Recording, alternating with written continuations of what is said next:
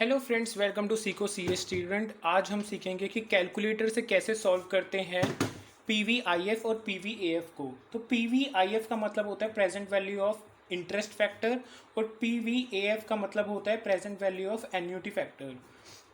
अगर present value of interest factor की मैं बात करता हूँ तो फॉर एक एग्जांपल लेते हैं।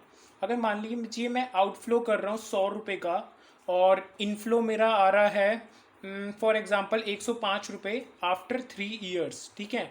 और मैंने देखा कि मार्केट में इंटरेस्ट रेट तो 2% चल रहा है, 5% चल रहा है एफडी का। तो मैंने कहा कि मुझे 10% का तो इंटरेस्ट रेट चाहिए चाहिए, वरना मैं पैसा शेयर मार्केट में लगा दूंगा। तो जब इंटरेस्ट फैक्टर की हम बात करते हैं तो इसको कैसे सॉल्व करते हैं, देखिए। तो हमें निकालना है कि क्या हमारा ये जो इन्वेस्टमेंट है ये फीजेबल है। तो देखिए कैसे निकालते हैं।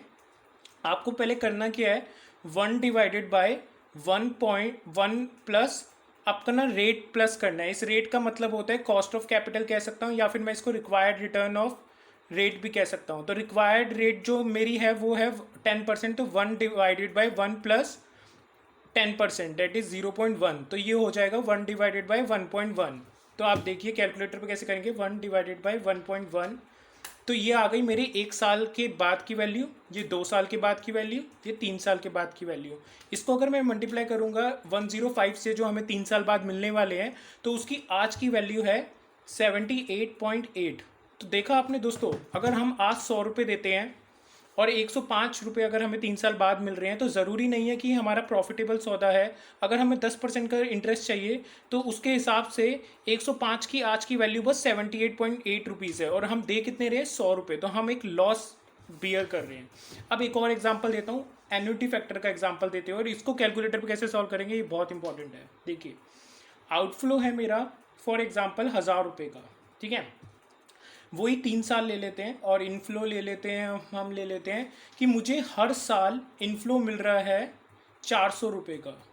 अगर मैं टोटल देखूं तो 1200 रुपये बनता है, बट इस बार मेरी रिक्वायर्ड रिटर्न है, ज़्यादा पैसे लगाए हैं। मैंने कहा कम से कम मुझे 15% रख लेते हैं। 15% का रिटर्न तो चाहिए ही चाहिए। रिक्वायर्ड रिटर्न जो है मेरा 15% है, इस या फिर मैं इसको कॉस्ट ऑफ कैपिटल भी बोल सकता हूँ। तो इतना है, तो क्या मेरी ये फीजेबल इन्वेस्टमेंट है? तो आइए इसको देखते हैं, इसको कैलकुलेट कैसे करते हैं। देखिए, हर साल मुझे इक्वल अमाउंट मिल रहा है। अगर मुझे इक्वल अमाउंट मिल रहा है और मेरा रेट 15% है या कितना भी परसेंट है, तो हम क्या करेंगे, पहले तो वही करेंगे, 1/1 प्लस 0.15। 15% को 0.15 करते हैं। अगर आपको ये नहीं निकालना आता है तो मैं दिखा देता हूँ कैसे निकालते हैं इसको। जितना भी परसेंटेज है उसको डिवाइड कर दीजिए 100 से, 0.15 आ गया। तो 0.15 प्लस 1, तो ये हो गया 1/1.15, ठीक है। अब 1.15 को निकालेंगे, देखिए कैसे निकालते हैं। 1/1.15 जैसा हमने पहले किया था, ये आ गया पहले साल का एन्युटी फैक्टर। फिर मैं कर दूंगा, ये ध्यान से देखिए, ये होता है मेमोरी प्लस, मतलब मेरे को मेमोरी में डाल देना है। ये मेरी मेमोरी में डल गया, ठीक है। फिर मैंने कहा दूसरे साल का कितना है, इज इक्वल्स टू, ये आ गया दूसरे साल का, और ये भी मैंने मेमोरी में डाल दिया। फिर मैंने कहा तीसरे साल का कितना है, इक्वल्स टू करके मैंने तीसरे साल का निकाला, और ये भी मैंने मेमोरी में डाल दिया। अब 3 साल के एन्युटी फैक्टर मेरे मेमोरी के अंदर जा चुके हैं। मैंने कहा टोटल कितना हुआ, तो ये मेमोरी का टोटल है जिसको मैं देखूंगा। तो टोटल हो गया 2.28। इसको मल्टीप्लाई करूंगा, मेरे कितने रुपए आ रहे हैं हर साल 400 रुपये। तो इसको अगर मैं 400 से मल्टीप्लाई करूँ तो मेरी आज की वैल्यू है 913 रुपीज़। तो ये भी एक घाटे का सौदा हुआ।